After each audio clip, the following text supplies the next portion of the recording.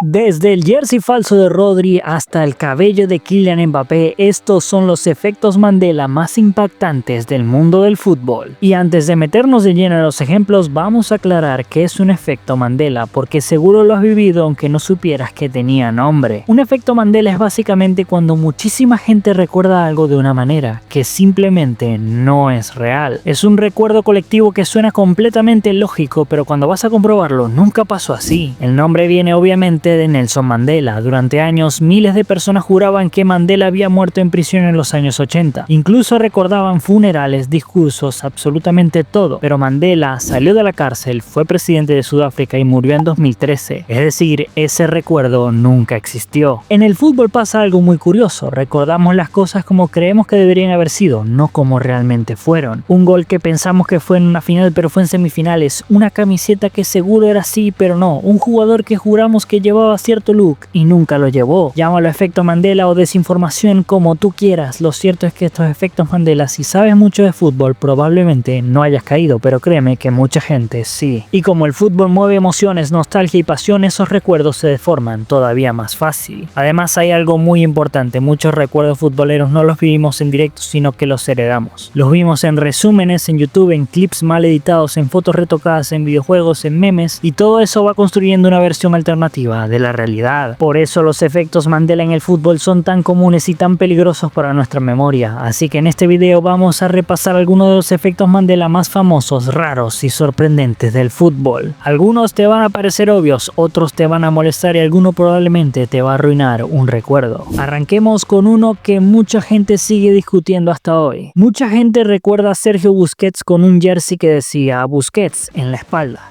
Y tiene sentido, es su apellido y así lo conocemos todos, así lo dicen los comentaristas, pero la realidad es otra. El jersey de Busquets siempre dijo Sergio, nunca Busquets, nunca, ni en el Barça ni en la selección. Y cuando te lo dicen, lo primero que piensas es no puede ser, yo lo vi. Pero sí, lo que viste fue tu cerebro completando la información, porque en tu cabeza él es Busquets, entonces das por hecho que la camiseta decía Busquets. Y este es un efecto Mandela clásico, algo totalmente lógico que simplemente no pasó. Ahora vamos con uno que duele todavía, sobre todo si eres culé. Cuando se habla del gol de Fernando Torres al Barcelona en las semifinales de Champions 2012, la mayoría de la gente dice ese gol fue el de la victoria. Y no, no lo fue. Ese gol fue para sentenciar la eliminatoria, no para ganarla. El Chelsea ya iba arriba en el global, el Barça necesitaba el gol de visitante, estaba volcado y Torres aprovecha el espacio, encara a Valdés y marca. Pero la victoria ya estaba definida. El gol de Torres no cambia el resultado del partido en términos de clasificación, lo que hace es cerrar la eliminatoria. Aún así lo recordamos como el gol que eliminó al Barça, como si hubiera sido el 1-0 decisivo. Nuestra memoria lo convirtió en algo aún más dramático. Sigamos con uno bastante reciente y por eso muy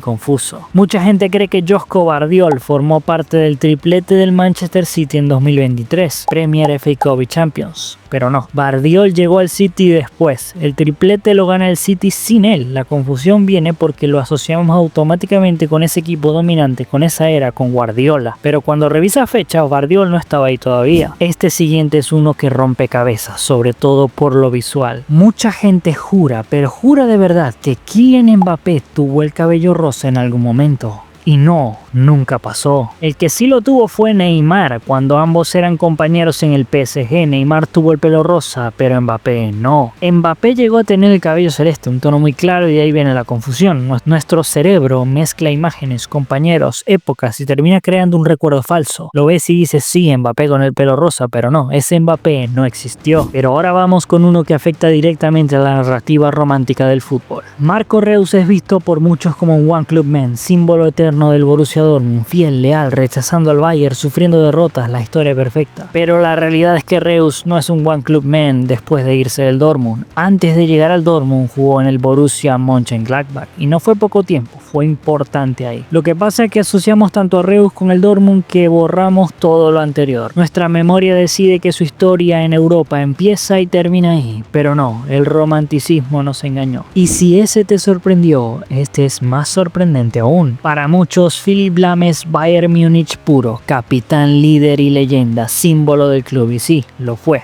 pero no fue One Club Man. Lahm jugó en el Stuttgart cedido antes de consolidarse en el Bayern. Fue clave para su desarrollo, pero como no encaja con la narrativa de canterano que nunca se fue, nuestra memoria lo borra. Y seguimos con uno que muchísima gente se niega a aceptar. Hay personas que están convencidas de que Paolo Maldini ganó un mundial con Italia, y no, nunca lo ganó. Maldini se retiró de la selección en 2002, 4 años antes del mundial que gana Italia en 2006. Estuvo cerca en 1994, perdió la final y ya está. Pero como Maldini es sinónimo de grandeza, de títulos, de historia, nuestro cerebro dice seguro ganó un mundial. Pero no todos los grandes ganan todo, y ese recuerdo es completamente falso. Este es uno de los efectos Mandela más fuertes del fútbol argentino y probablemente uno de los más virales de todos. Mucha gente recuerda a Juan Román Riquelme respondiéndole a un periodista cuando le preguntan cómo estaba el vestuario. Bien, las paredes están pintadas, está lindo, la frase es perfecta, encaja bien con Riquelme, sarcástica, elegante, seca. Es exactamente lo que esperarías que dijera Román. Se compartió miles de veces, se convirtió en meme, en frase histórica, en highlight, fuera de la cancha. El problema es que no existe, no hay audio, no hay video, no hay registro periodístico, nadie reclama haber estado ahí. Todo apunta a que alguien, probablemente en Twitter, se lo inventó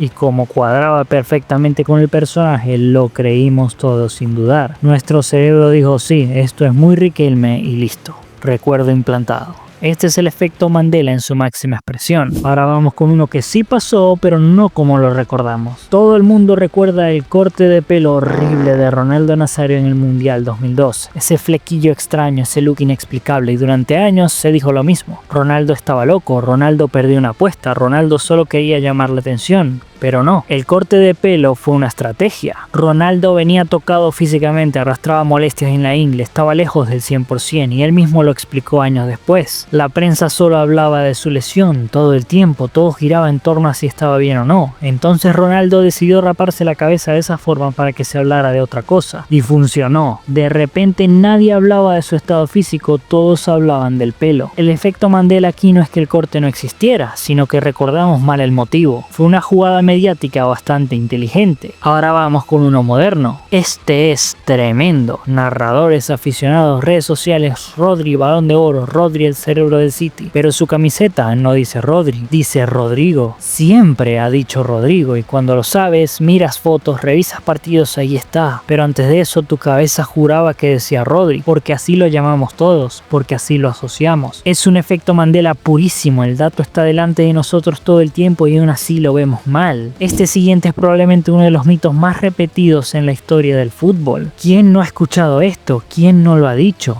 Es falta, lo tocaron dentro del área pequeña, se dijo durante décadas, lo decían los comentaristas, lo creían los árbitros, nadie lo discutía, era una verdad absoluta que nunca fue verdad. Esa norma nunca existió, nunca hubo una regla que dijera que tocar al portero dentro del área pequeña es falta automáticamente. Lo que importa es la acción, no el lugar. Si no hay empujón, ni carga ilegal, ni falta clara, no es falta. Da igual que sea en el área pequeña, en el área grande o en el medio campo. Durante años vivimos engañados por una regla fantasma. Vamos ahora con uno que afecta directamente a la identidad del Barça. Esto sorprende a muchísima gente. Pedri no es producto de la Masía, no se formó ahí, no creció en el Barça. Pedri se formó en Las Palmas. Llega al Barcelona ya siendo profesional, joven, sí, pero formado fuera. Lo que pasa es que encaja tan bien con el estilo, con la narrativa, con el ADN Barça que automáticamente lo colocamos en la cantera del club. Otro más en la lista de mitos románticos. Para muchos, Carvajal es del Real Madrid desde siempre, canterano, capitán, leyenda blanca, pero no. Carvajal jugó en el Bayer Leverkusen y no fue un paso irrelevante, fue clave para su crecimiento, se fue, se curtió y regresó. Pero como la historia es más bonita si nunca se fue, nuestra memoria lo borra y lo convierte en otro One Club Man que no lo fue. Este es durísimo, cuando piensas en la Eurocopa 2008, automáticamente piensas en la generación dorada de España, Xavi, Iniesta, Casillas, Puyol y claro, en tu cabeza también aparecen Ike y Busquets. Pero no, ninguno de los dos ganó la Eurocopa 2008. Busquets debutó con la selección en 2009 y Piqué, aunque ya era profesional, no formaba parte de esa convocatoria. Ellos llegan después, en el ciclo del Mundial 2010. Lo que pasa es que asociamos tanto a Piqué y Busquets con la era dorada de España, que los metemos automáticamente en todos los títulos. Nuestra memoria los adelanta en el tiempo porque para nosotros España ganando es igual a Barça más tiki-taka, Piqué y Busquets. Pero en 2008 simplemente no estaban. Vamos con otro que duele porque rompe una narrativa clásica. Este es increíble porque casi todo el mundo lo da por hecho. Wayne Rooney, símbolo del Manchester United, leyenda absoluta del club, récord de goles durante años. Claro, debe ser canterano del United. Pues no, Rooney es canterano del Everton. Debuta ahí, explota ahí, se da a conocer ahí. El famoso golazo al Arsenal lo hace con la camiseta del Everton siendo un adolescente. Pero como su carrera está tan ligada al United, nuestra cabeza borra el origen. Es más cómodo pensar que nació futbolísticamente en Old Trafford, pero no, viene de Goodison Park. Otro efecto Mandela, silencioso y potente. Cuando piensas en Brasil 2002, seguramente recuerdas a Dida en la portería. Es lógico, Dida fue el gran portero brasileño de esa era, ídolo en el Milan, presencia constante durante años. Pero en ese mundial el portero titular fue Marcos. Dida estaba en la convocatoria, pero el que jugó y levantó la copa fue Marcos, y sin embargo mucha gente sigue diciendo Dida ganó el Mundial 2002. Cuando se habla del Real Madrid de 2014, del equipo mítico de la décima, mucha gente mete automáticamente a Toni Kroos en ese 11. Es casi instintivo, Kroos, Modric, Casemiro, la famosa KCM. En la cabeza de muchos, Kroos ya estaba ahí,